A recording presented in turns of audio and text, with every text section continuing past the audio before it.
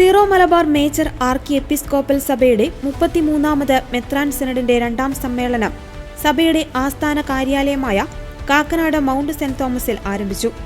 ഇന്ന് രാവിലെ മാനന്തവാടി രൂപത സഹായമെത്രാൻ മാർ അലക്സ് താരാമംഗലം പിതാവ് നൽകിയ ധ്യാന ചിന്തകളോടെയാണ് സിനഡ് സമ്മേളനം ആരംഭിച്ചത്. തുടർന്ന് സിനഡ് പിതാക്കന്മാർ ഒരുമിച്ചർപ്പിക്കുന്ന വിശുദ്ധ കുർബാനയ്ക്ക് ശേഷം സീറോ മലബാർ സഭയുടെ പിതാവും തലവനുമായ major archbishop Mar Raphael Thattil പിതാവ് ഔദ്യോഗികമായി സിനഡ് സമ്മേളനം ഉദ്ഘാടനം ചെയ്യും.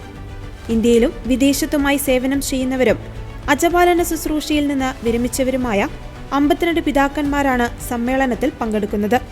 സിനഡ് സമ്മേളനം ഓഗസ്റ്റ് 29-ന് സമാപിക്കും. സിനഡിൽ പങ്കെടുക്കുന്ന എല്ലാ പിതാക്കന്മാർക്കു വേണ്ടിയും പ്രത്യേകം പ്രാർത്ഥിക്കണമെന്ന് major archbishop Syro Malabar സഭാ വിശ്വാസികളോട് അഭ്യർത്ഥിച്ചു.